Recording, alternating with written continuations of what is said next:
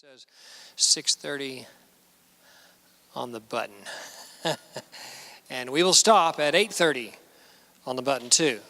So we did that the last couple times. I want to introduce our guests tonight, and then I'll pray for us and then turn it over to them. And thank you for being here.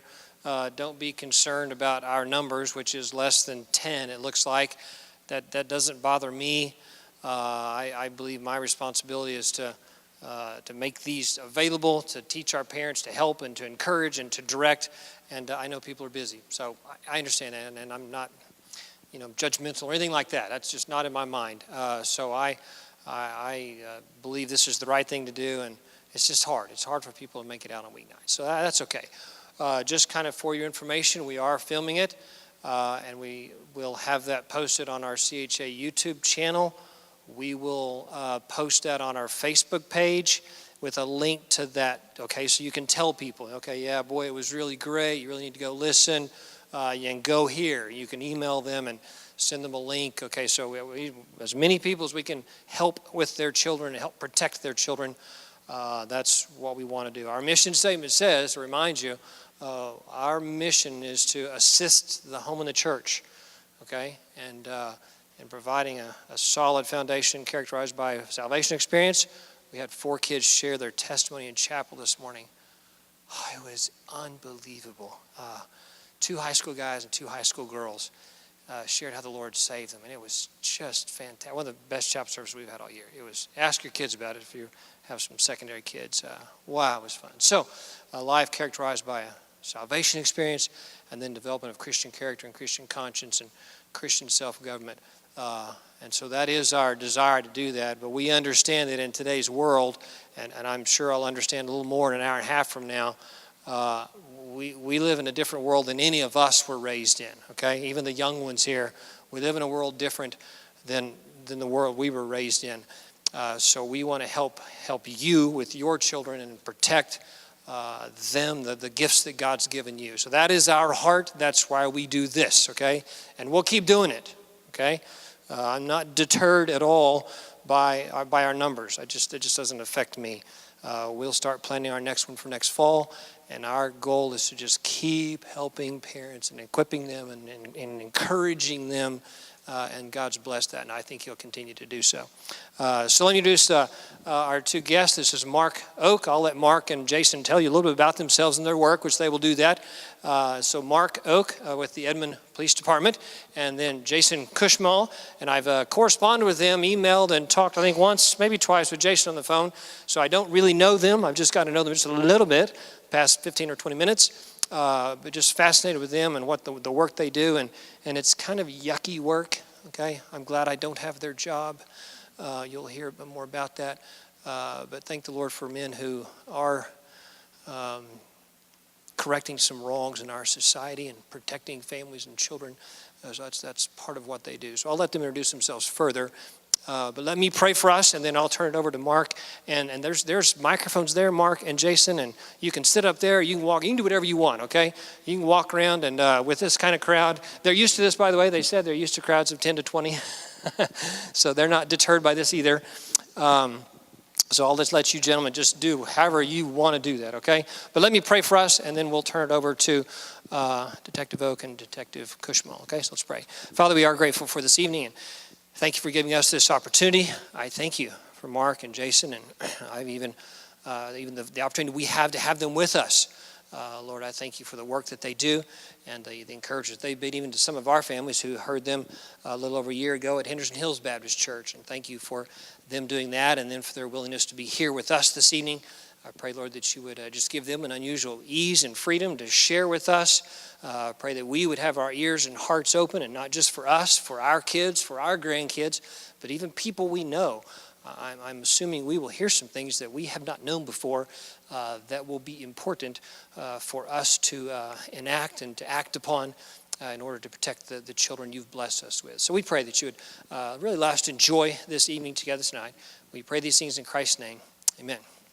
Mark and Jason. Okay. Everybody hear me okay? Is this on? Okay. I was not going to use a mic, but you guys kind of are scared of us, I think. Oh, no? No, you guys are fine. So a little bit about me. again, my name is Mark Oak. I'm a detective in Edmond. I've been a cop now for coming up on 18 years full-time. Been with Edmond for about 14 of that. Been a detective since 2005, and my caseload consists of all the bad stuff. They call me a sex crimes detective, so that encompasses child abuse, physical and sexual, and then any rape, sexual assaults, anything like that. And then in about 2007, I started receiving training in the investigations dealing with child exploitation via the internet. So anything related to child pornography, child exploitation. I work undercover investigations on the internet, and we do that quite a bit. That is all proactive for me and for Jason. I'll let him tell you a little bit about himself here in a sec. I'm going to steal all the thunder right now. So anyway, we make a really good pair, and I will tell you why. He is the computer guy. I am not. Okay, so I'm the guy that makes the cases, and then I love talking to people. So you can imagine in my job consists of getting people to tell me the worst things they ever did to a kid, or getting them to confess why they want to look at images of children in sexual ways. And you can imagine that's probably not a real easy task, because I can't judge. I'm not going to get if I go, if you think about it, what's the upside to someone telling me why they do that? There's not a lot of upside, is there? So that's a real challenge, and I take that on almost daily. I don't mind a bit. And then I always have the backup, if they don't decide to talk to me, of a computer forensic guy. And I'll let Jason tell you a little bit about himself before we get going. I've been in computer forensics. I've been a cop with Edmond basically about the same time as Mark. I think he came on about 3 or 4 months prior to me. We've been working together for a very long time, going back into patrol. But 5 years ago, they needed somebody to fill a void for computer forensics. We outsourced everything in Edmond to the FBI at the time. So I spent the first 2 of those years going all over the country, being taught by pretty much the best people, I would think, in the industry. So I was very, very blessed to have that kind of backup. But so then Mark and I started working together as he was working so many cases. Mark is one of the best investigators in the state of Oklahoma, if not the country. It is true. I say that, and he can be very humble about it, but it is true. So it's easy to work with. Before I even get to to do the computer forensics, to do the backup of what Mark has found out, the guy's already confessed to Mark. So it's really doesn't have to. It's almost sometimes the computer forensics doesn't even have to be done. But so I've been doing computer forensics for the last 5 years. I have received the highest level of certification that I can get so far, until they come up with some new certifications that I need to go get. And then Mark works on a different squad with the FBI, but I work part-time with the FBI doing cyber intrusions, really anything to do with a crime using a computer for the FBI as well. So we're both part of a task force. It's housed out of the OSBI, and there's several affiliates to the ICAC task force, which is Internet Crimes Against Children. And I don't think Dale City has one. I know Midwest City, they've got some new people. They've kind of come and gone as far as task force members. Edmonds, part of the task force. Oklahoma City is part of the task force. And then a lot of agencies throughout Oklahoma are part of that ICAC task force.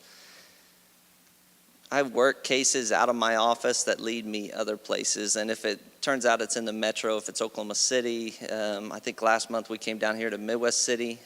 Jason and I both came down here and helped them out on a case.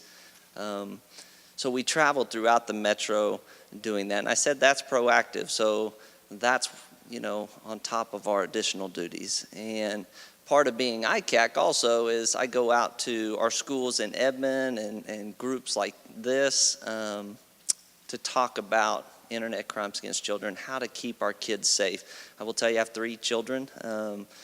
One's in college, one's a senior, and a sophomore.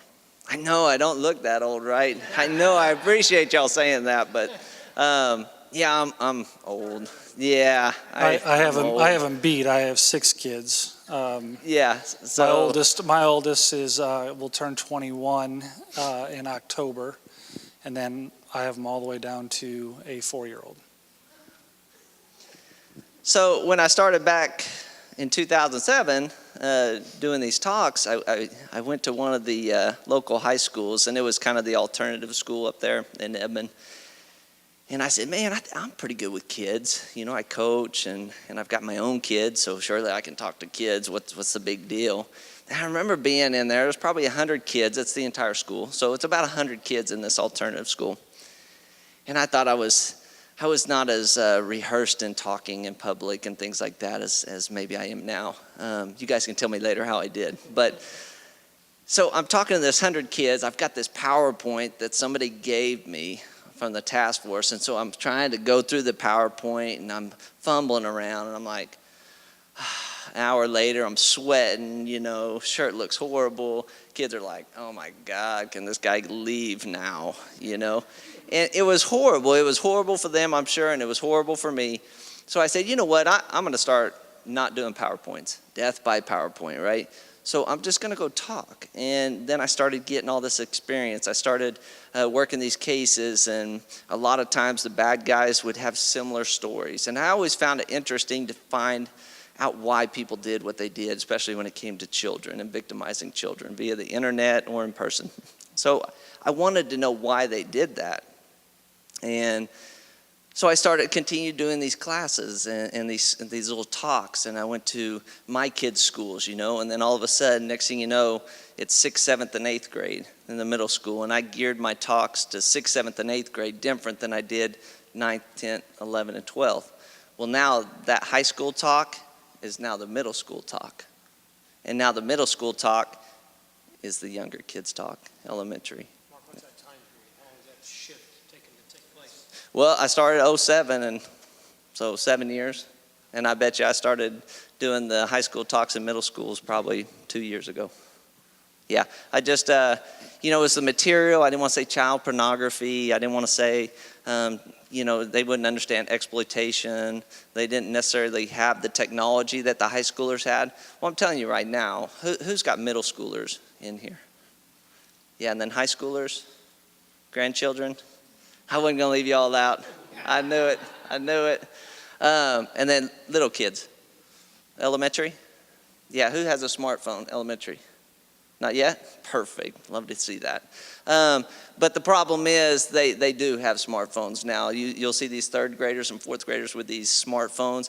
You know, I didn't even have a phone until I was like 27. And it was a big old brick, right? It was huge, and I didn't even want to carry it. So 27. So we're in a different time than what our kids are growing up in now. And technology is only going to get better.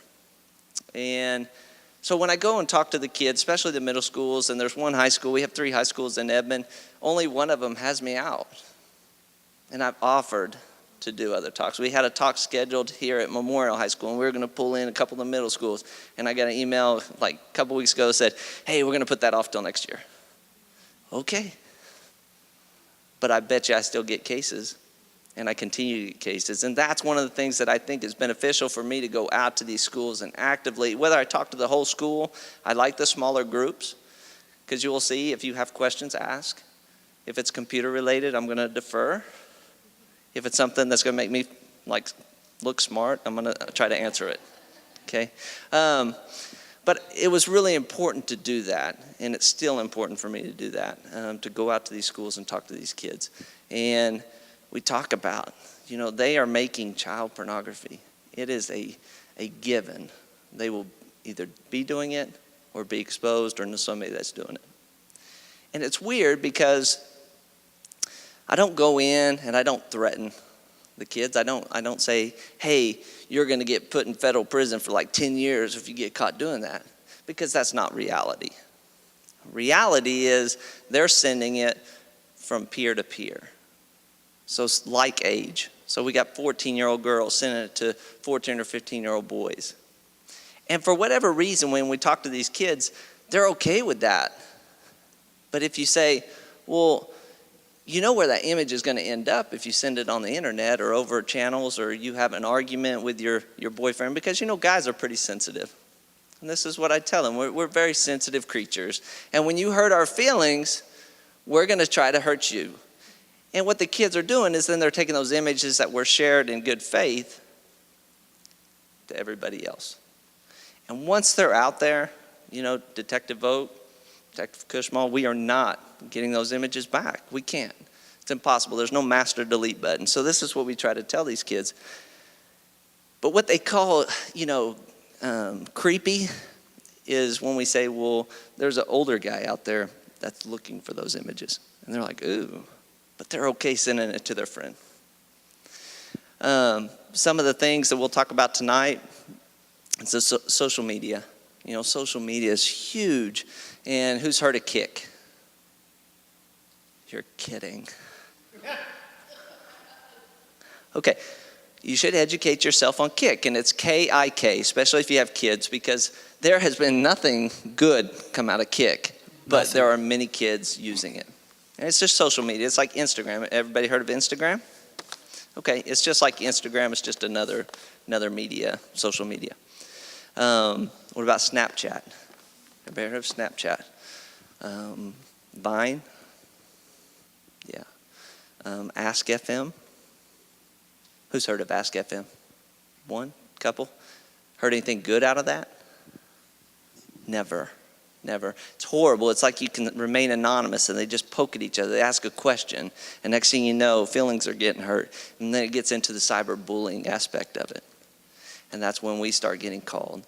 So social media is huge. Facebook, not so much with the kids, but a lot of them have it so they can follow family and things like that, the pictures. But Instagram's still huge. I remember I always like telling on my kids.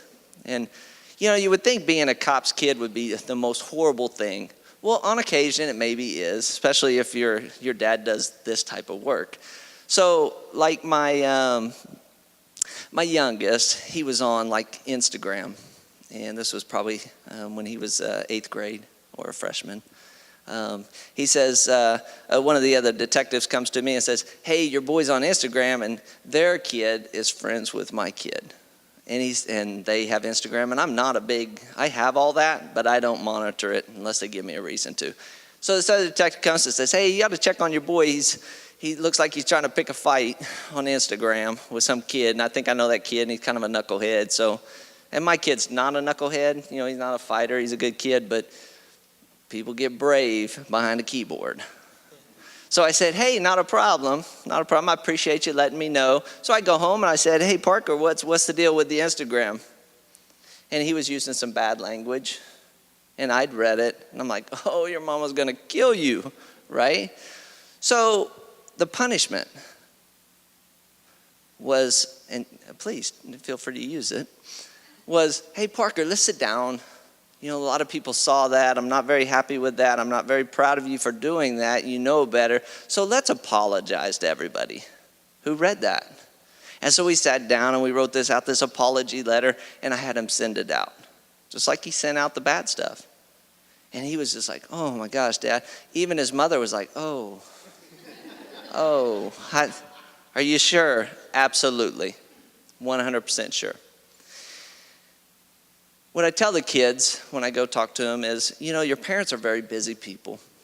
And if you don't give your parents a reason to check your technology, they're probably not going to. But the minute you give them a reason, yes, they will. And they should. And everybody in here, take that to heart. If they give you a reason to check it, know what they're using, know what they're on, and when they give you a reason to check it, and take care of business. Take that phone. It's like a driver's license, right? It's kind of like driving's a privilege. It's not a right. You don't have this inherited right to drive. And when you mess up, guess what? The state takes it. Well, you guys are the state when it comes to technology for your kids. And they have to know you got to get your bluff in early, very early, right? Get it in early. And I haven't had any trouble with my kid since then. So I guess that was a good thing. They're not perfect. Your kids are not going to be perfect. But you have to be on top of the technology, because I'm telling you, they cannot control everything that comes to their cell phone. And if their friends and the friends of those friends are out there doing the wrong thing, they're eventually going to get to your kid. And they got to know. And that's why we go out to the schools. But you coming here, it's very good, because now you can go back and say, you know what? I want to see your phone.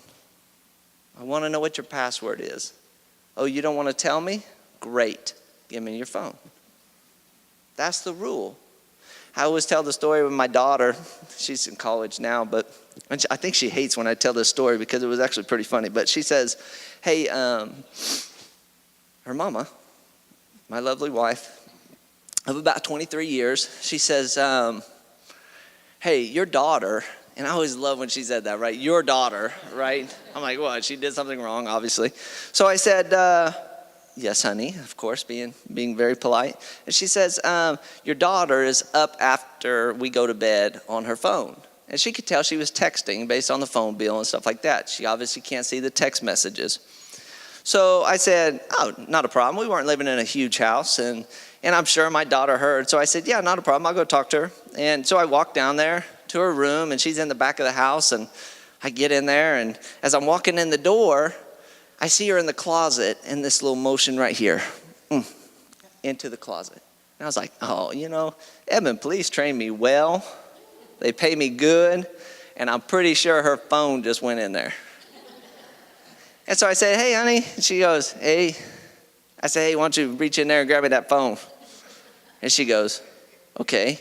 So as she's handing me the phone, she clicks the power button. And I was like, oh, even I'm not a technological guy. But I know what happens when you turn it off. What? When you turn it back on, you got to put in what? A password. And so I said, oh, that was very disrespectful, and I'm a little upset about that. Let me turn this back on, and you can give me the passcode. And she says, why? And I said, ooh, why? Because I said. And she says, she wouldn't give it to me. And I'm starting to get a little smoky, And I said, oh, okay, I got to go. So I go back into the room. I threw her phone on our bed. Her mom was sitting there. I said, she'd never getting that back. And I was like, what can I do to get in that phone? And remember, in my world, it's the worst of the worst. I have nothing but bad thoughts going through my head about what my daughter's got on this phone. And so I said, well, I'll go to her brothers. No problem. Her brothers are younger, but they're going to know the password. Ask the brothers, and they're like, nah, sorry, Dad, can't help you. And I'm like, oh. Because in my house, I ran a really tight ship, and we were supposed to keep passwords and everything logged in a book, and we were supposed to do that, and that was the way it was, and that's what we said should happen, but it didn't. And so I said, you know what? I'm going to go back in there and talk to her. I said, honey, what's the passcode? Come on, seriously, not playing. Nah, I don't think so, Dad. And I'm thinking to myself, man, I'm like a high-trained detective in Edmond Police, and I got a freshman daughter you don't think I can crack that? I said, I'm giving up my badge if I can't get her to crack. So I sit down, I'm all nice, and it didn't take long. And I said, honey, I don't even care about the phone. I don't even care about the passcode. What is on the phone that you don't want me to see? That's what I want to know. That's it. I don't have to see it. Just tell me what the deal is.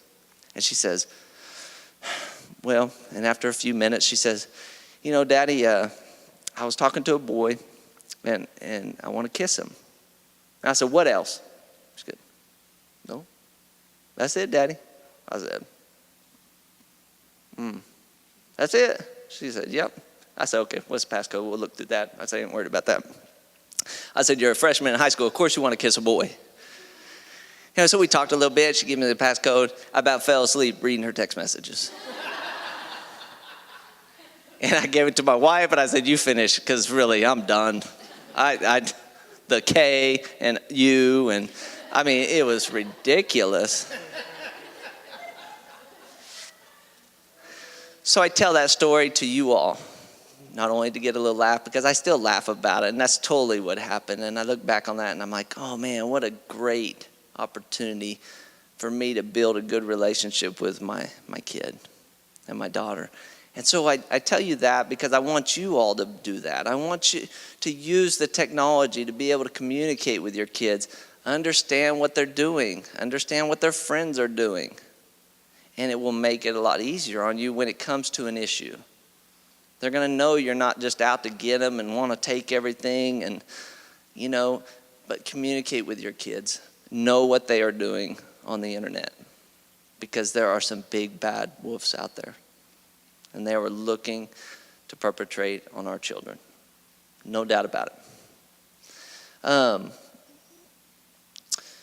So with the social media aspect, does anybody have any concerns, questions that I can help you with? Maybe more? Yes.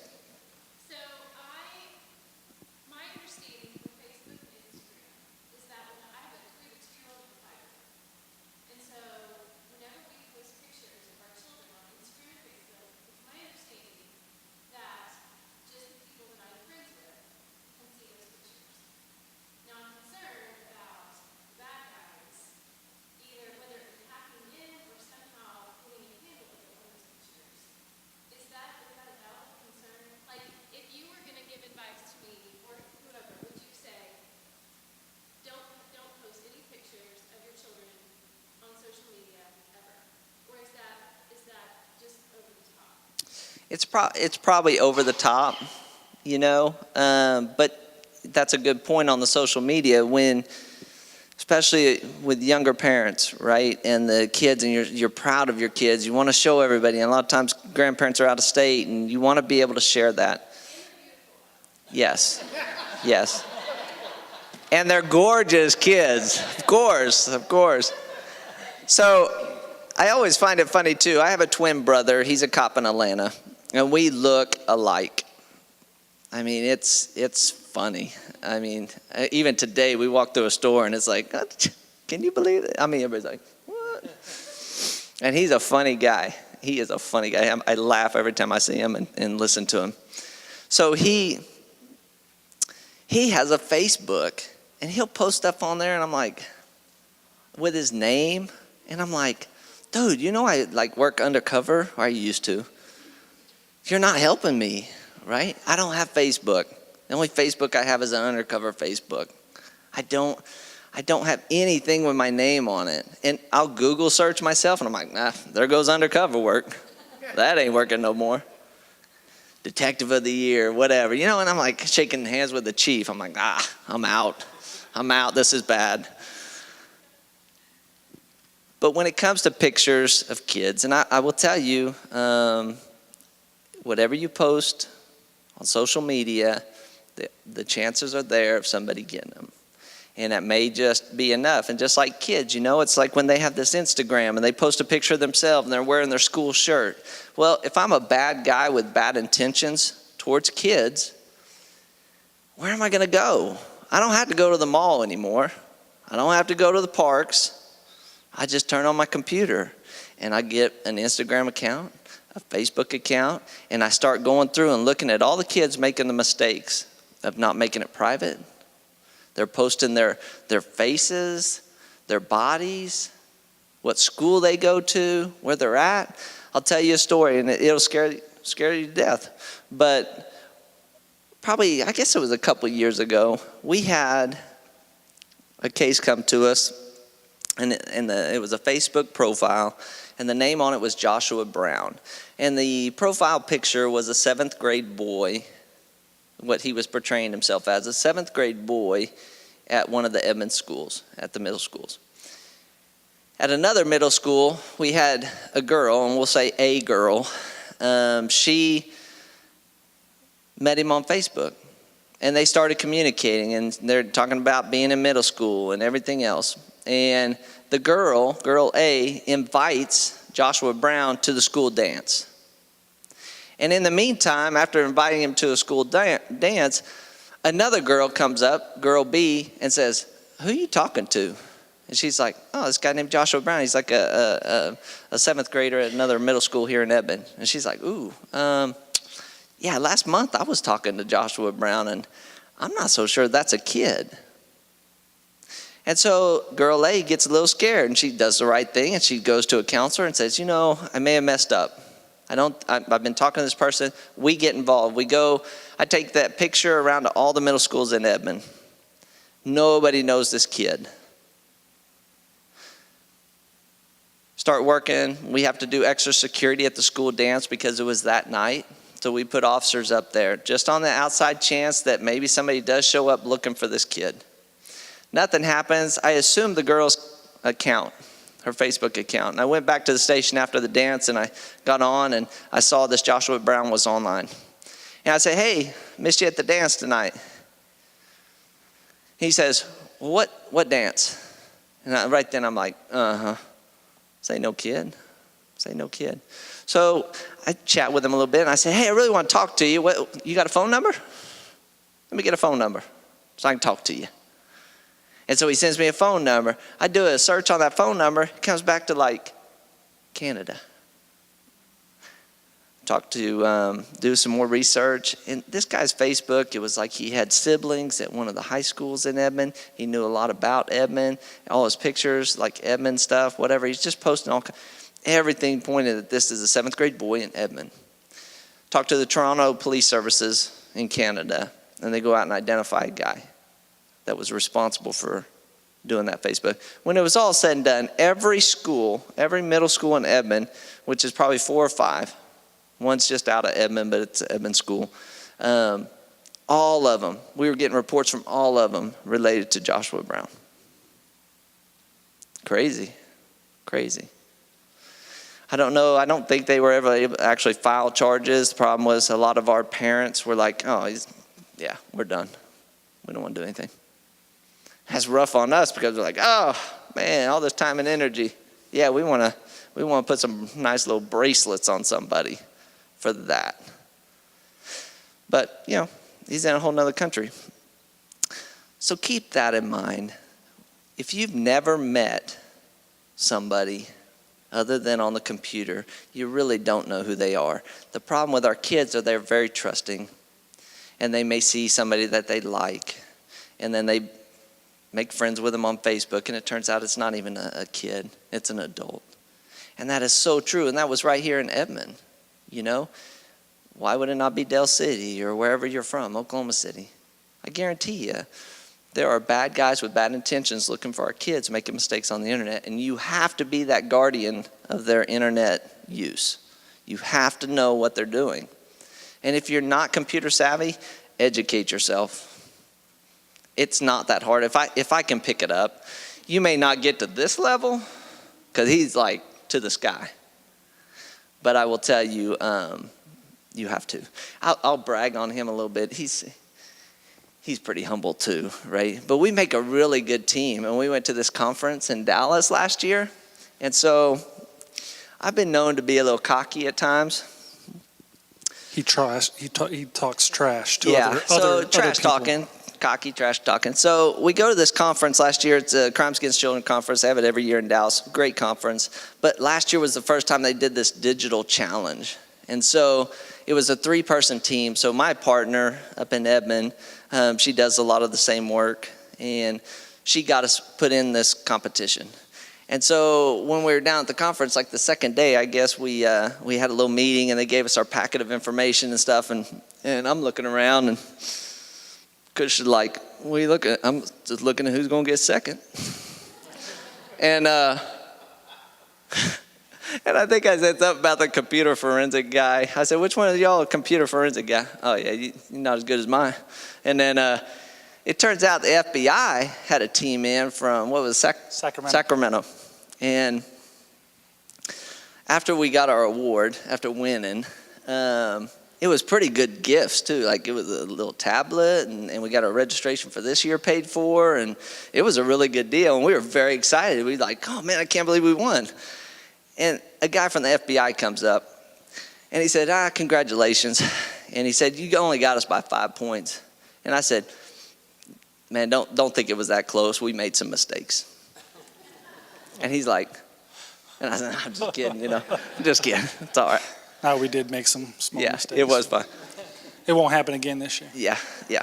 So anyway, social media. Any questions at all? Something you've come across that we can help you with? Let me throw this a little to answer your question from a technical end.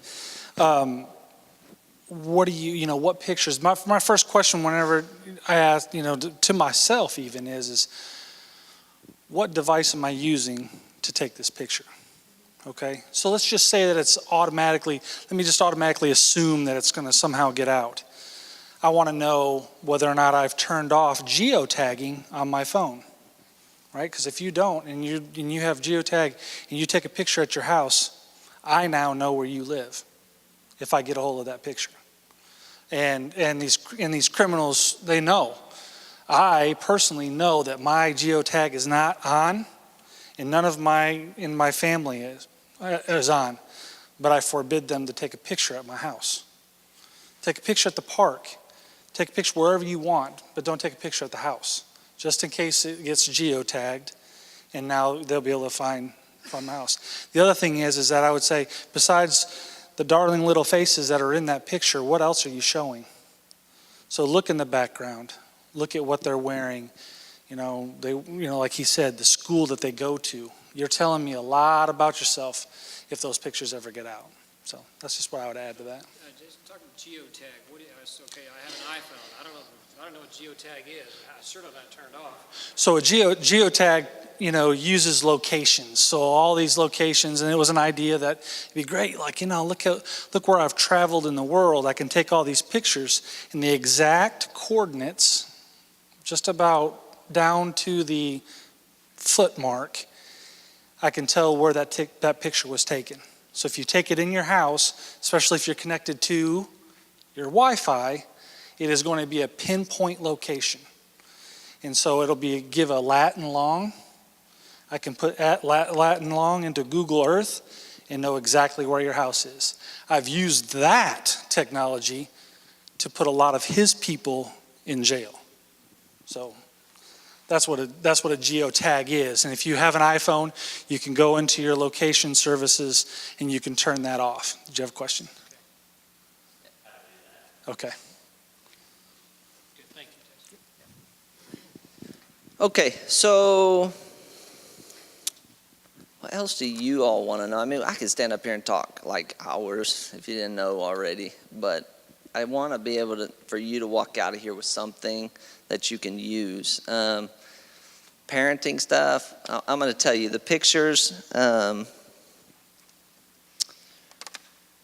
middle schoolers, high schoolers,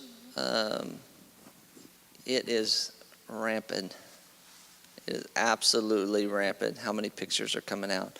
I worked a case just a couple weeks ago, and basically what happened was it was like freshman girls, sophomore girls. They were at a birthday party, New Year's party, whatever it was, and they were out in their backyard, and they thought it was cool to take off their shirts. Well, then one of them decided, oh, this would be fun to video. Yeah, and so they video that, and then the other girl's like, oh, no, what's wrong with you? Delete that. Well, guess what? It didn't get deleted. And then there's another girl that ends up developing this Instagram website, and they put these in there. Are we ever going to get that one back? No. So it's to go home and talk to your kids, and it's very important to tell them the dangers associated with that. Not that they're doing it, but what if they get an image sent to them by one of their friends? What are they to do with that? Because I'm telling you right now, an image of a sexual nature showing genitalia in the kids under 18 is a felony crime to possess. And then if they're sending it, wow, that's distribution. And God forbid they made it, because then we have manufacturing. So it's always interesting to me, and when I get parent groups, it's like, well, a girl, we'll use a girl, she sent a picture to a boy, it was her boyfriend, whatever, they break up, and now the boy's mad and he's sending it all over, posting it on on the computer. And then the parents are upset and they call and say, Detective Oak, I'm really upset that this boy did this. And I'm like, yeah, I would be too. So what can I go after the boy for? Okay, maybe distribution, maybe possession. But I got to tell you, if I go after the boy, is it not only fair to go after the girl for manufacturing, distributing, and possessing? She got the trifecta. Where's the fairness? And I can imagine going to court and saying, well, what'd you do with her? We wouldn't even be here if it wasn't for her doing it. Good point. Good point. And those are also the dangers associated with it. Is in all fairness, that child that made the picture is just as culpable as the boy. It's not right, but you see my point. Yep. This is foreign to me, but when you say make pictures, I'm reading between the lines and nude or partially nude, and taking pictures, and that's manufacturing, and then sending is distributing. Yep. And if it's a child under 18, showing genitalia, and even in the state, I think it's still, it's breasts too are included. That's not something we're actively just actively going after. But when we have children that are doing this type of activity, it's our belief, and obviously we're here in Oklahoma County, it's not so much to go out there and go, okay, we're going to go arrest everybody. We're going to lock all these kids up. Kids make mistakes. It's how they correct the mistakes that's going to make the difference. So what we often try to do is educate them, educate the parents, and then have them go be a voice for us to their peers. And I think that is typically a very solid way of handling these cases. And we have it documented then. And then if it continues or that image comes up again, maybe we handle it a little bit different. But if you have a kid and that sends a picture, child pornography, to another kid, and it's posted on the internet, God forbid it's with that person's actual name, because then in 20 years from now, just like I can Google search myself, the kids are going to be like, oh, I want to Google mom, I want to Google dad, and all of a sudden they punch in this name and that's reality. That picture is potentially going to show up. Because technology will be 10 times better in 20 years. Yes? What about talking a little bit about emails and just messaging? What's the issues there with kids? What's going on? Well, if your kid's emailing, wow, that'd be really good. Yeah, email, probably not the kid's first choice to communicate, but sometimes they have to have emails if they're getting into work or church groups or whatever, they're being part of that. It's the same philosophy. They've got to know who they're talking to. They've got to trust the other person on the other end. And sometimes that's difficult to do, As a parent, you want to know what they're doing on their technology. And if it's an email, you want to know what that email is. The thing about it, we worked a case, it's been a few years now, but the guy it was a simple ad. A lady has like 3 children and she's on tough times. And so she posts an ad like on Craigslist. Hey, I need some help for Christmas presents for my kids. I've fallen on tough times. Yes, she didn't expect the response she got, I'm sure. But she gets a response from a guy that says, hey, I'd love to help you out. Do you have boys? Do you have girls? How about $100 a kid? They communicate back and forth. And ultimately, it turns out that he starts talking in sexual manners and what he wants to do to the kids. And then she gets scared. And so she goes on kind of the proactive approach of finding out who this guy is. And finds out the guy's married. Contacts his wife and says, hey, I don't know if you know what your husband's doing on the internet, but I'm going to tell you.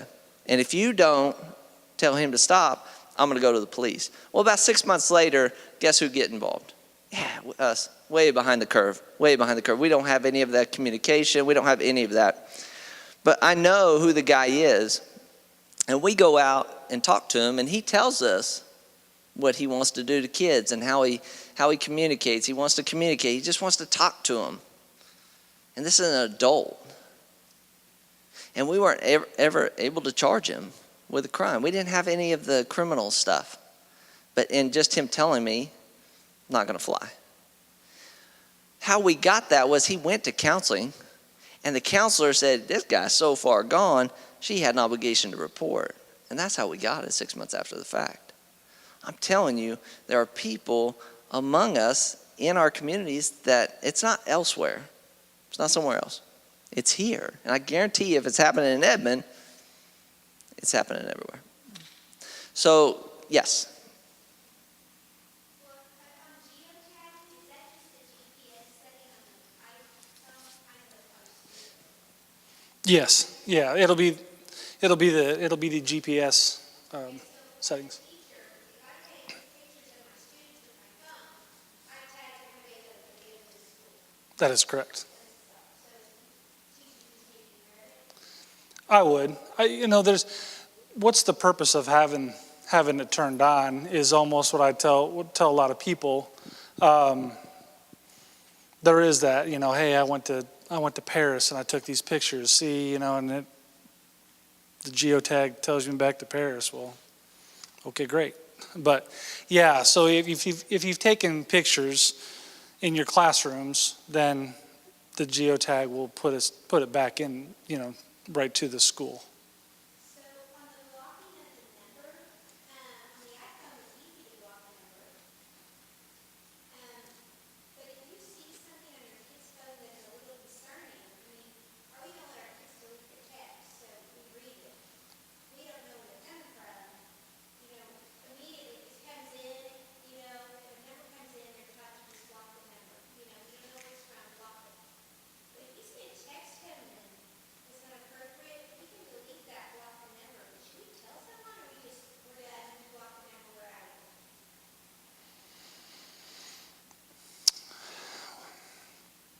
I would, if it were me, and if it's offensive and vulgar, or it just all depends on how it rises to a criminal act. I don't know. Yeah, and really what I see, it's a common deal where we get these calls from concerned parents going, hey, someone just texted a nudie to my kid's phone. And it's like, well, did you respond back, or what happened? No, we didn't respond. Okay, since that, have you had any additional stuff? Or even recommend, hey, I don't know who you're trying to get, but this is a kid phone. Something like that. And if it continues, that's when we get a little more aggressive on our end. So wherever you live, that's the thing about Edmond. We're pretty accommodating up there, and I'm not sure that's like Oklahoma City, you're not going to get the same service typically, just because the volume that they deal with. So after today, you get something like that. There's nothing, even if you don't live in Edmond, hey, I came to your talk and I remember you talking about this. What do you suggest we do? And we can talk about it. And it's always best to talk about it instead of just going, I'm not going to do anything. Because the truth of the matter is there are bad people out there preying on our children. And if you kind of just go, it's not going to happen to me, it might just happen to you. And that's what we don't want to happen. Whether a number comes in blocked or not, phone companies have a record of that number, and you're going to need police to get that going if it continues. I will tell you, even adult males say, hey, my wife keeps getting this text from this guy or whatever. It's an innocent deal, but it's a picture that she's not okay with. Can you call them? And sometimes we'll be able to track down that number without doing a whole lot of work and go, okay, that's a whole nother state. Why are they doing that? Why are they communicating with this phone? Maybe it's as simple as they have the wrong number. And it's very possible. Somebody that they were talking to says, I don't want them talking to me, and they give them a fake number. Well, that fake number happens to belong to a kid. There can be many reasons why that occurs, but I think you have to be proactive in dealing with that, because you don't want your kid at school going, opening up text message and going, whoa, what's that? Because then they show that to somebody else, and they show that to somebody else. The next thing you know, the teacher comes over and goes, oh my gosh, what are you doing? And then you get a call anyway. So be proactive about it. Not everything requires a police report. Not everything requires, going over the top. But at least be aware of it and make sure your kids can come to you with that type of information without you freaking out about it. And that's really what it boils down to. It talks about that relationship. You have to have that relationship with your kids where they feel comfortable coming and talking to you about that kind of stuff. Because the reality is they're probably going to get some, whether it's accidental or you're going to come across it. So anything else on social media, and we'll talk, yep. One of the things that kids stumble into, something like the Facebook, kind of not set private settings, what are some other stupid things that kids do that kind of get them exposed to predators? Yeah, I think that's the biggest is they're just not protecting their profiles. It's friends only. And the problem with that is even sometimes they're like important with numbers. It used to be a big deal. I got 3,000 friends. Really? I got like 12 good ones. Okay, come on, seriously. You got 3,000? They don't know everybody. If you see that, you've got to correct that. You got to educate them. Hey, that's dangerous. That's dangerous. And not only are they exposing you all to danger, but your siblings, their siblings, your families. That's what they don't think about that. It's just like the pictures, the inappropriate pictures, the child pornography images of themselves. They don't think about what is going to happen next week.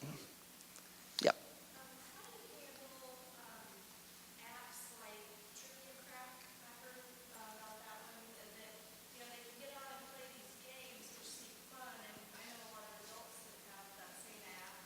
And then before you know it, they can chat on there, and then they have their numbers, and like within like a 2-day span on spring break, because our kids are only allowed to use an old phone of ours with Wi-Fi, just like traveling in the car. And then, within like a quick span of that, they were chatting, and then somebody was trying to FaceTime them. And it was all because of that Trivia Crack app. Yeah. So how do you, I know that you can probably turn things off on certain ones. On certain ones, but not on all of them. Remember how we always teach our kids, that, okay, you need to learn your address. You need to know mom and dad's name. You need to learn their address. And you drill them on what their address is and their telephone number. Now we have to drill her into our kids. Yep, my name is Jason. Your mom's name is Shelly. We live at this address. This is our telephone number. Don't give it out. You just don't. You have to educate our kids, because I play Trivia Crack, and so I teach 5th grade on Sunday mornings at the church, and so I have all these kids that are like, "You're on Trivia Crack? Well, let me friend you," and so they're trying to friend me. I sent every single one of their parents an email, and I said, "Here's who they are talking to." Because it's not my name. It's just a part of my email address. And I let them know. So on Trivia Crack, I can talk and chat with those kids. I could text them myself. How many here do you have kids that play Minecraft? Very popular. Do you allow them to play the online version against other people that are online as well? So if you do, that you have the ability to chat with those other people that are in amongst the games, just like Trivia Crack. You can talk with them. How do you know who your kids are talking to? So you don't, and so that's where I think, and I think Mark's is gonna say the same thing. Is that's where we have to educate our kids, because they want to play these games. They want to play, the Trivia Crack and the Minecraft, and they want to play against other people out there in the world. But we're opening the door to them to a much bigger world, and we just have to educate them on not sharing the information. Someone starts asking you how old you are. Someone starts asking you what state you live in. I was told I cannot share that online. And it's almost ingrained that that's how we now have to teach our kids, is learn all these things because, you need to know what your address is. But now you need to know, you don't need to be telling anybody unless it's an emergency. Yep, and that's a really good point. That brings back my first few talks. I used to go seventh graders, and I was doing a seventh grader, it was the whole seventh grade of a middle school, so a couple hundred kids probably, and it's a big auditorium. I'm standing up there, my kid's probably out there, and one kid says, well, how do you know a bad guy? Because I was like, who's gamers? Where's my gamers? I used to be a gamer. I'm like, hey, who's gamer? Xbox 360, Call of Duty, all that. And they're like, yeah. And they're like, what's your gamer tag? I'm like, no. Could you imagine having like 200 seventh graders try to friend you on Xbox 360? I'm like, oh, no. I'm not telling you my gamer tag. But one seventh grader, he said, well, how do you know if it's a bad guy? And I sat there for a minute, and I hadn't been doing it very long, and I'm like, wow, what a good question. How do you know? And I said, well, of course, I came up with a brilliant answer. And I said, well, why do you play? Why do you play the game? He's like, well, to play the game. I said, exactly. So if you get somebody on there that not really playing the game, wants to know who you are, where you live, what you do, what you like, what are they doing? Well, not playing the game. That's why you play the game, to play the game, not to learn things about other people.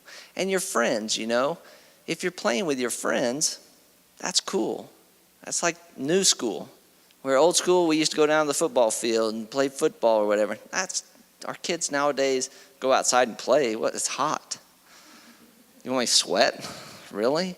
How about I just go up and eat some Doritos, and play the game? That's the reality now, right?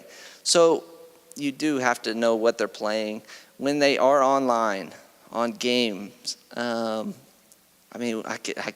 handful of cases. It used to be cheat codes. Like on Xbox 360, Call of Duty, you get cheat codes to advance yourself in the game. Well, there's people that are out there that are communicating with our kids that say, hey, you know what, I'll give you a cheat code if you send me a pic. Not a picture of your face. No, I want the other. And the kids are like, I don't even know them. Who cares? I want the cheat code. That's how matter of fact it is to our kids. That's the scary part, right? So they send these pics to these unknowns to get the cheat codes. And they don't even think about it. Scary. And that happened here. I know about it. That's not something I learned in another school. That's a case I know someone worked locally. So that's the scary part. So what else? Yes? I mentioned a couple of social media apps, Kick and another one I hadn't heard of. Ask FM. Ask FM. Yeah. Tell us about those. So Kick is just like, it's KIK. Gosh, when it first came out, we were working the crap out of those cases. We were getting calls and people just, I don't know why it was so popular, but it was like the kids would go around and say, hey, kick me. It just means, hey, send me a message on Kick. So it was a cool thing to them. It was something that flowed off their tongue. It was something new. Ask FM, nothing good. If your kids have it on their phone, delete it. Tell them if you ever see it on there again, you're taking their technology. There is nothing good that comes out of Ask FM. It's an anonymous deal. You remain anonymous, and they ask stupid questions, and it's absolutely absurd. Probably a perv came up with that. Kick was developed really honestly. If you the makers of it obviously are there to make a buck, but do you know if your child has another app on their phone, whether or not that they can text on, right? So these folks said something about, I think you said that they're not allowed to delete their messages from their phone. They have to keep their messages on the phone. They'll be reviewed by mom and dad. Great, that's awesome. But do you know about a hidden, in their phone, they have Kick, right? So Kick, they can send messages, they can text their friends, and mom and dad don't have to even know about it. It doesn't go through the AT&T bill. It doesn't go through the whatever carrier bill you have. It's not going to show up. So his daughter could have done that until 2 o'clock in the morning, and mom would have never saw it on the bill. So that's All you see is, right, all you see is there's a data usage, but it won't tell you what that is. Just like text-free, who's heard of text-free? Yes, maybe, a little bit, hopefully. Because I'm telling you, kids are using text-free too, yeah. And that is, yeah, you just text, and now you can send pictures over that, and you can call. You can use it as a phone. If you have Wi-Fi, you're using it, and it just shows up as data usage, not anything on your phone bill, anything like that. And a lot of the bad guys with bad intentions towards our kids are using those kind of tools to communicate because they know the parents aren't necessarily up to speed on the technology and what's out there. So it's not going to show up with their number. They can use any name they want to come up with this text-free number. You pick your number. It doesn't cost a dime. You text unlimited text. It only may charge you if you go over the phone call limit, but they give you like 10 minutes free. So how long can a bad guy talk to your kid? 10 minutes and get what he wants? Probably. And you'll never see some of that, because if you have a Wi-Fi at your house and you allow your kids to connect to that Wi-Fi at all hours of the night, then you'll never know whether or not what they've done. Bad guys love the fact that parents are very passive about what's on their kids' phone. They're very passive about technology. Oh, I don't know even how to work my remote, so there's no way I'm ever going to understand that. But here you go, here's a phone, and allow them to do whatever they want with their phone.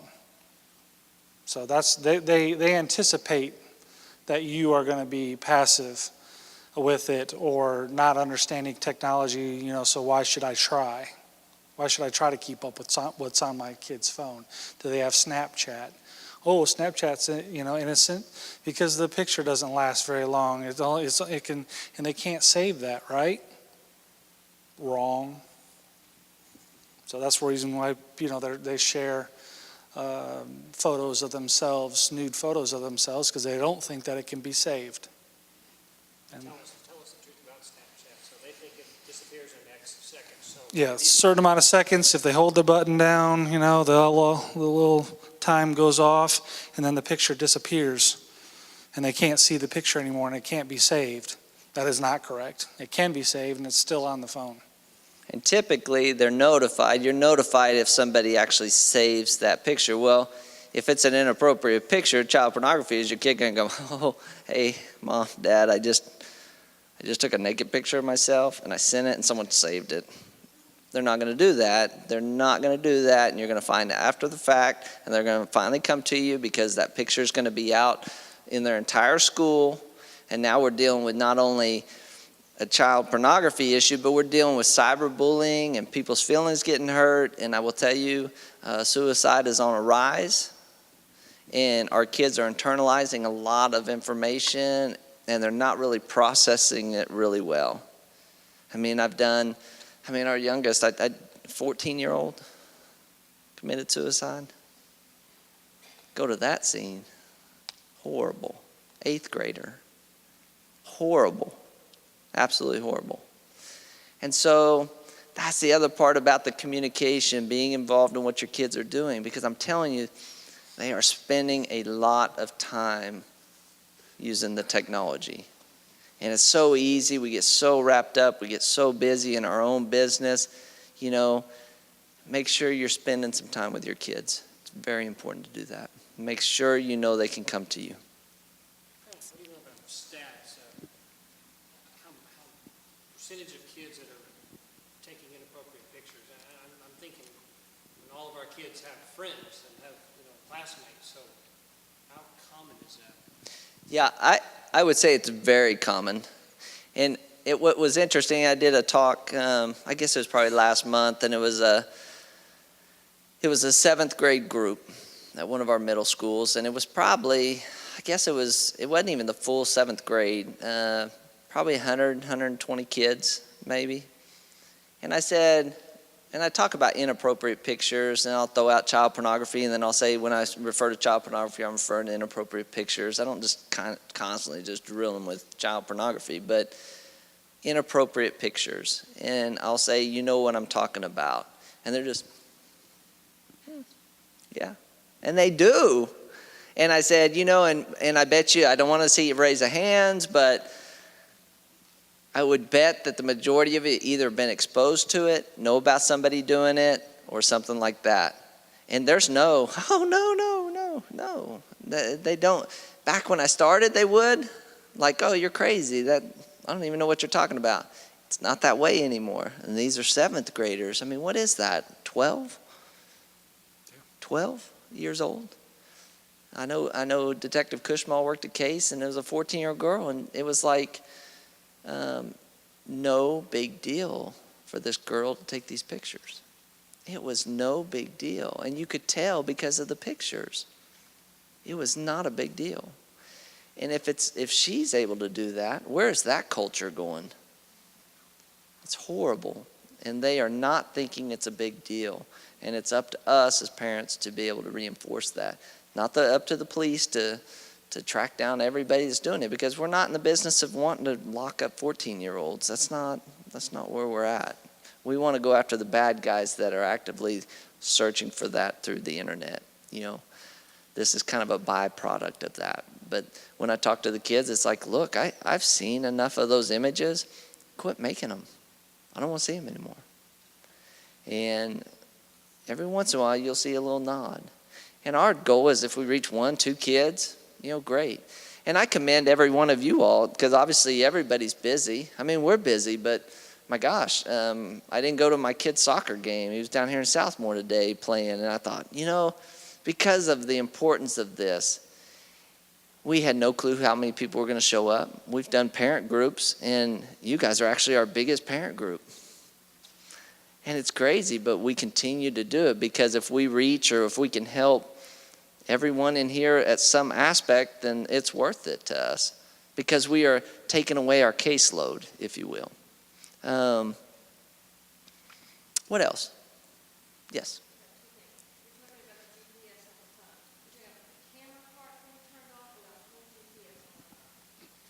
If you, and I'm going to impress Kushmal with my computer knowledge here. That was I was very impressed, okay? Okay. So location services, if you use things like Find My iPhone, if you have your locations turned off, away that goes. And so if you lose your phone, you're not going to be able to use that. But I'm almost thinking now you can actually dictate what services to turn off. So if Correct. you turn off the camera, turn off the camera. Yeah. Yeah. Were you impressed with that? Was that okay? Okay, you're talking about the free text things. Text free. Okay, I had a young girl who was actually an international student here at the school. She's grown out and has a baby, came back from South Korea, and she put on my phone, South Korea. She put on my phone the Kakao app so that we can text free and talk free. Is that dangerous? I was told by some of the church, don't do that.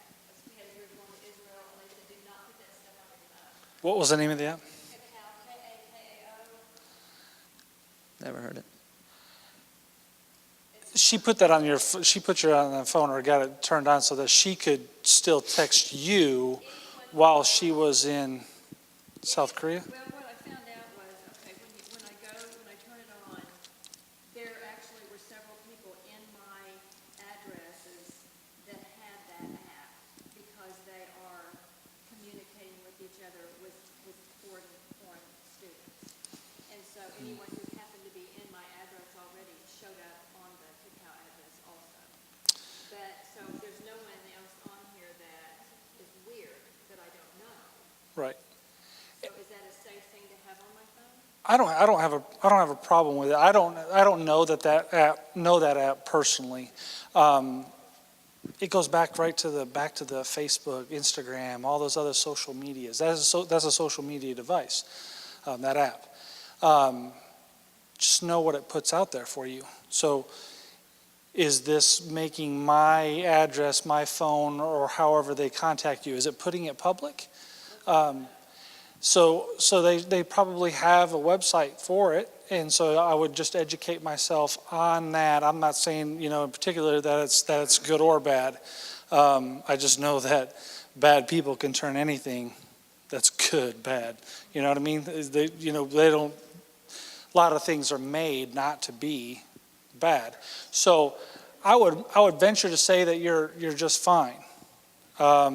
Just make sure that what your information stays with the people that you want to share your information to.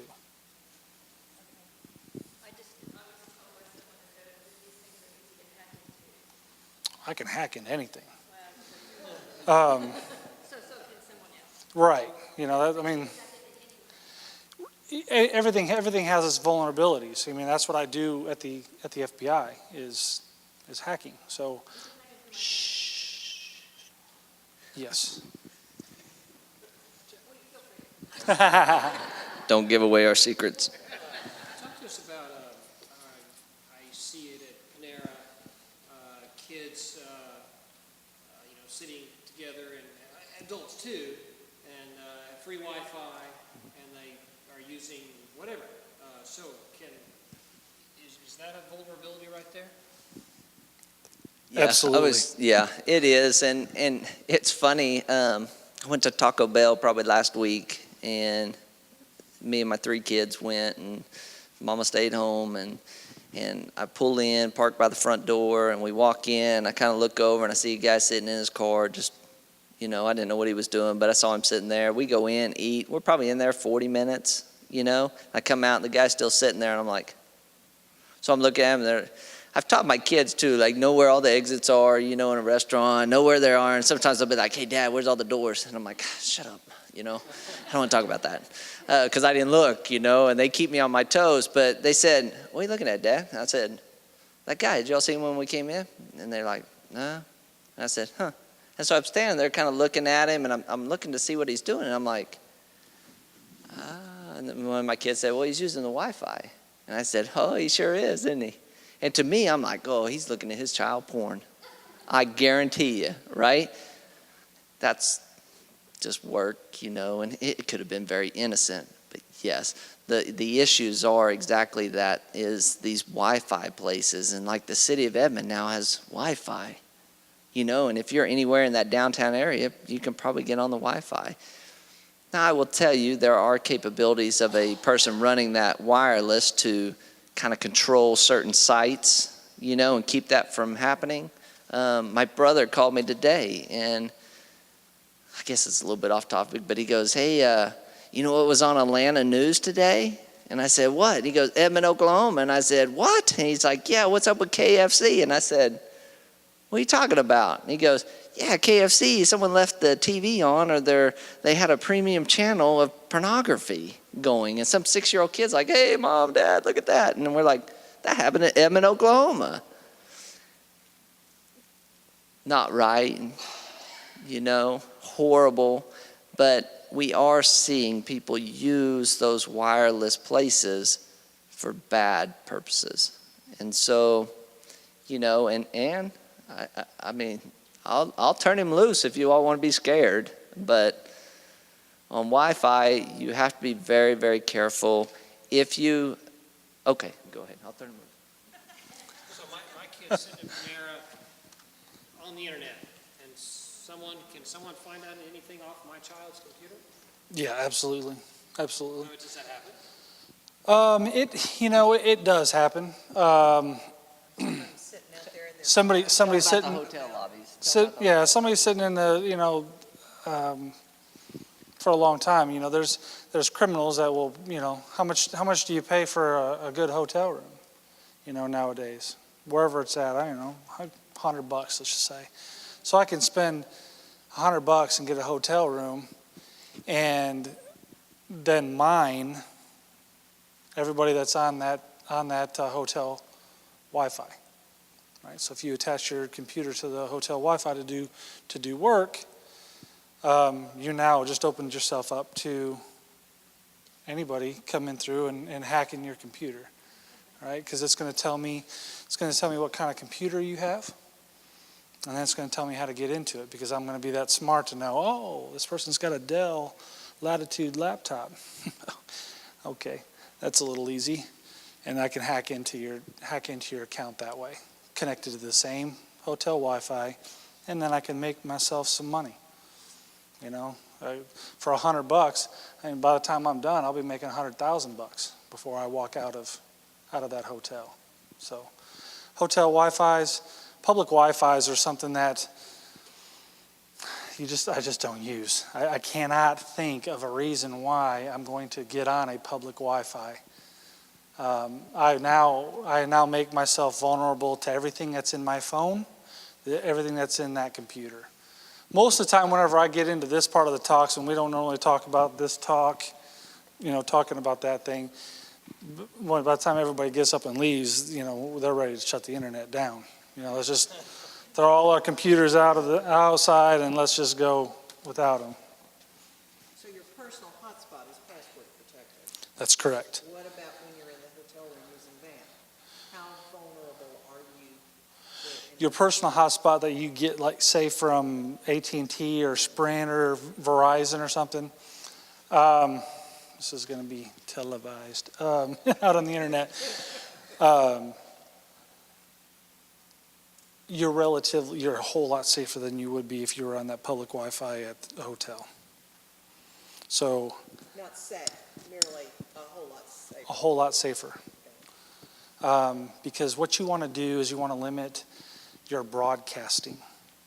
Okay? It's called an SSID. I think you guys have had a class on that before. So it's a broadcasting of your SSID from that hotspot.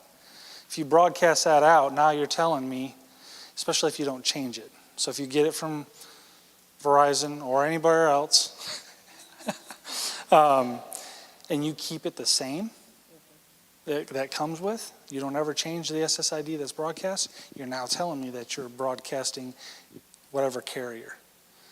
Because each carrier has their own way of putting in their own SSID. And so that gives me another leg up as to how to get into your network. So is the way to protect from all of this just to use your data? Yes, absolutely. Quick answer to, I want to check my bank account, which is bad to do unless you're at home on your own network. But if you're going to do it through your carrier. And are you only, during this time that you're in the hotel room and you're connected to the Wi-Fi, when you disconnect and you're not on the hotel room, does that remove that danger time, or is it that you were connected ever? No, just during that time that you're connected. I'm panicking, thinking of all the times. I know. Told you all. I know. told you. I get scared every time I listen to him. I hate that talk. In the back.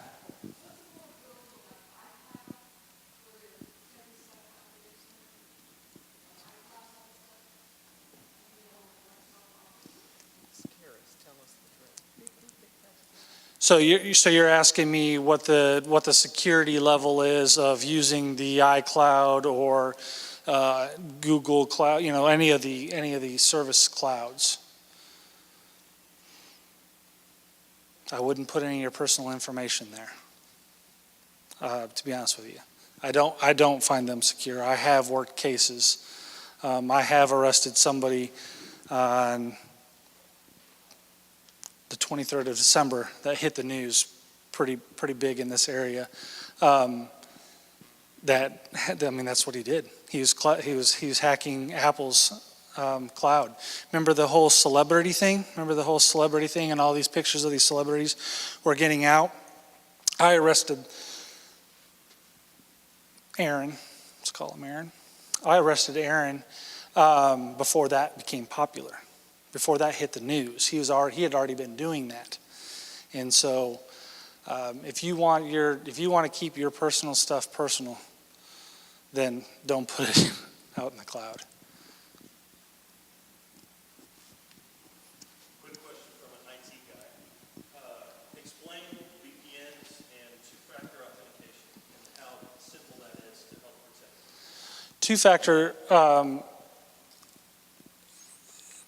two-factor authentication. So the question was about two-factor authentication. Two-factor authentication means there's two items that identify you. So let me take a bank account that I have. I have to log in, so I provide my login, and then I provide my password. Then they send me a text message with another code. And so then I have to put in that code to get past that, and then I have to enter my password in again. So that's how my bank works. So therefore, somebody hacks my computer at home, and they know my ID, username, so let's say they put what's called a keylogger on there, and they log into my bank account. I'm the only one that has this phone and this phone number. So they send me the code. The hacker can't get into my account because he doesn't have that code that they just sent to just my phone. So that's two-factor. VPN is a network. There's a couple different kinds of VPNs, but that is a specific, like say you wanted to go to a hotel and get onto my company's. I own a company, let's say, and so I use that hotspot that I have, and I VPN into that network, and then I get into my computer at work. Does that make sense? So there's a couple different kinds of VPNs. I don't know if that's the VPN specifically that you were wanting to talk about, but that's one of the uses for a VPN. Is it's a little bit more secure than just getting on the web.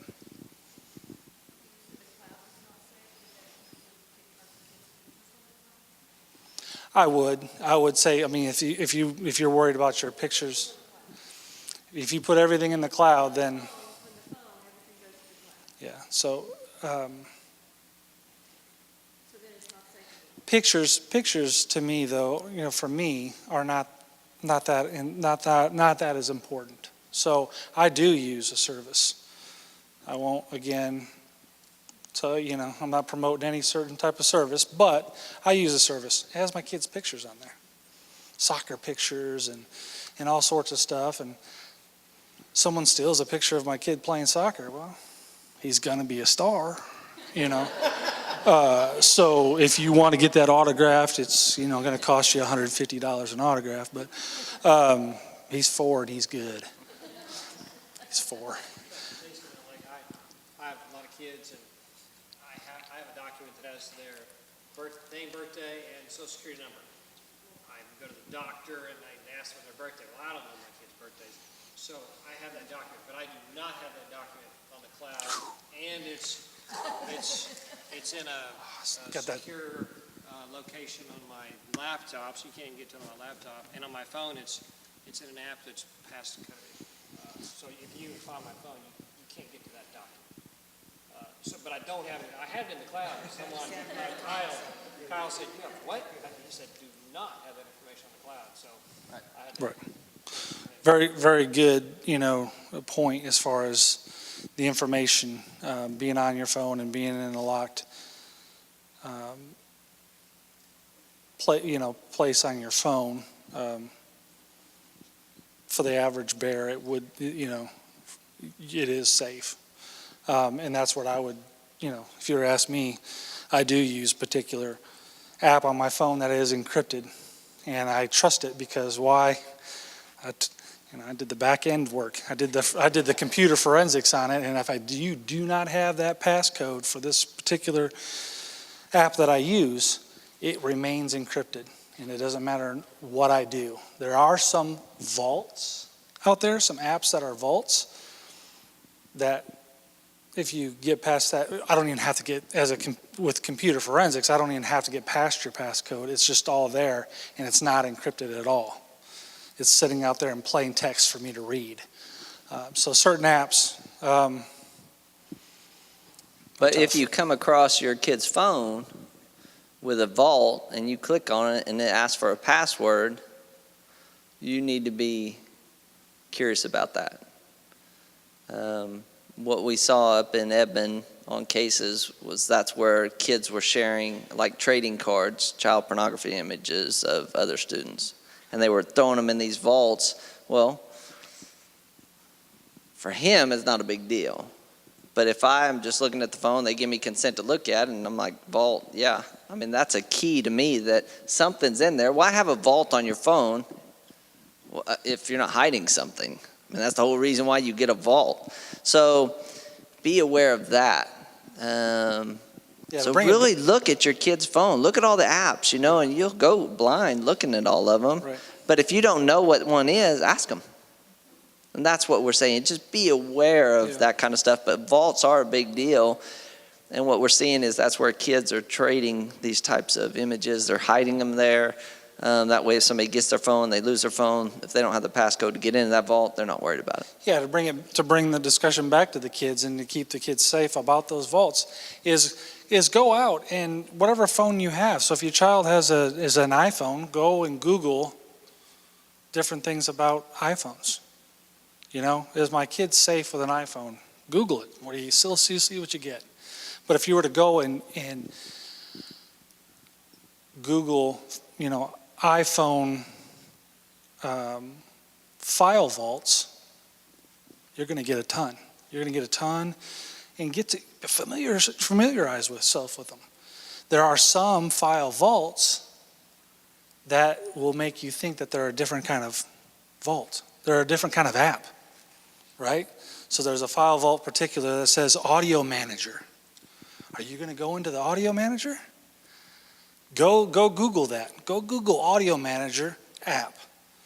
It's going to show you, and it's going to look just like a regular app. You're going to tap on it, and it's going to control your music's level.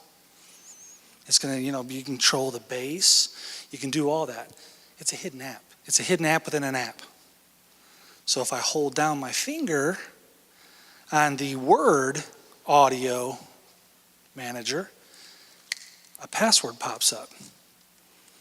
Or there's different things that you can do within that app to touch on it, and it'll pop up a passcode, right?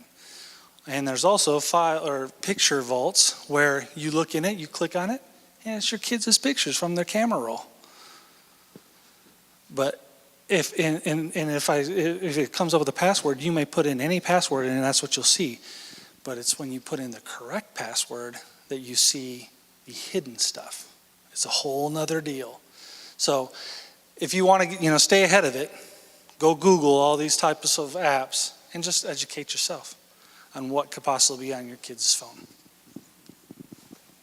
Can you, just as our kids get older and we allow them more access to technology, could you just kind of briefly go through from maybe where you would start? Like obviously email didn't seem to concern you at all. Then texting. Well, they're just not. They're just not using it. Yeah, they're just. Yeah. I set up because I'm watching my time. It's almost 8 o'clock, and we have done a good job of starting on time and end on time. But so maybe we could end with that, and then we'll dismiss. Okay, so we go ahead. Faith, that was a good question. So. Yeah, you know, how old are you starting out? Our oldest is 14 and she's not doing Instagram yet, so we managed to get away with 8th grade? 8th grade? 9th?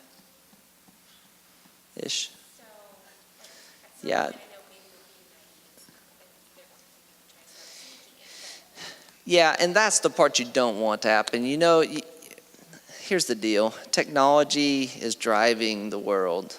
You know, and you don't want to get to where your kids are behind necessarily. You want them not to be afraid of it, and I don't want you to be afraid of it. And I always tell the kids, when we come and talk to you, it's not about I'm going to scare you away from technology. It's just the opposite. I want you to use technology, and your parents probably want you to use technology because that's where the world's going.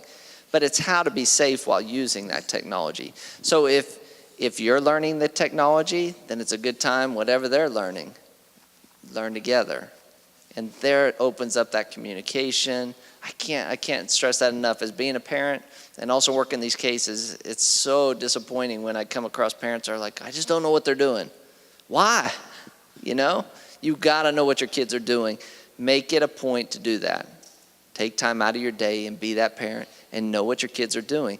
That is what's going to help keep them safe, and that's what's going to build that good relationship with your child where they can come to you when something ain't quite right. And that's what you want. You don't want them to hide stuff from you because they don't want to embarrass themselves or embarrass you or something like that. I'm telling you, if anything I've learned over the last 7-8 years of working kid cases is how important it is for parents to be communicating with their kids about everything they're doing. Some good, some bad, but the point is you're communicating. Whenever we work these cases, it's typically downhill because there is no communication. And so take that to the bank, you know, and I'm telling you, communicate with your kids. It's never too late. Never too late. I'd say you're at the best point. You're at the best point in time if you're just slowly introducing them to that, you know, social media and everything like that. Social media to me is a bad thing. It's hard not to get that way when you work these kind of cases. But you're at a great place, and just like you said, building that rapport, the ability to come up there and talk to them. You know, some parents will friend their kids on Facebook. They'll friend their kids on Instagram. Great idea. If your child's going to have it, now you can see your kids post. You know, you can see what they're talking about. You can see, sometimes you can see friends of their friends, you know, and see what they're saying and stuff like that. So it's just, you know, that ability to come to them and go, hey, I saw that post that you made. I really don't like that. Let's talk about that. So just opens up that door, like he's saying.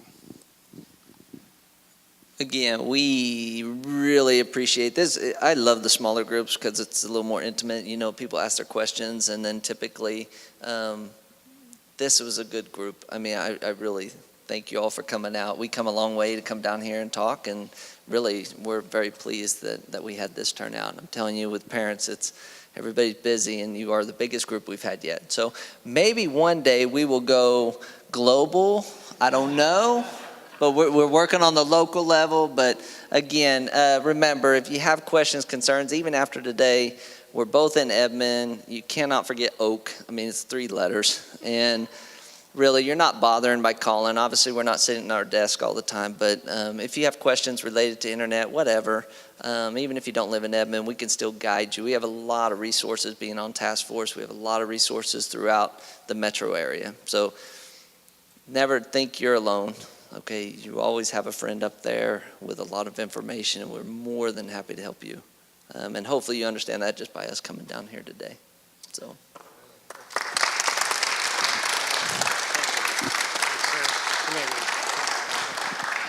Thank you, Mark and Jason.